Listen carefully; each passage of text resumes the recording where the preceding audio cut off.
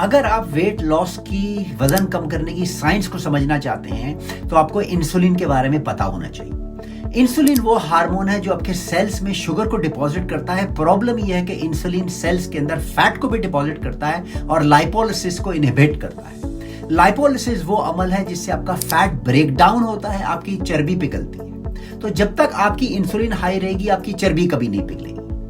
Insulin को कम करने के बहुत सारी तरीके हैं। मेरा channel doctor Sohail Anwar mind and body, उस पर आप जाके फॉलो कर सकते हैं। मेन चीज जो इंसुलिन को कम करने के लिए है वो है आप अपनी डाइट से रिफाइंड कार्बोहाइड्रेट्स को बिल्कुल खत्म कर दें। रिफाइंड कार्बोहाइड्रेट वो गंदम या ग्रेन है जिसको इंसान ने फैक्ट्रियों में जाके और इसमें चीजें ऐड करके इसको रिफाइन कर दी। मिसाल के तौर पे चावल या सफेद आटा, रोटी, पीटा, पास्ता, मीठी चीजें, बिस्किट, क्रोसान, मिठाइयाँ, ये तमाम रिफाइंड कार्बोहाइड्रेट, इनको अपनी डाइट से खत्म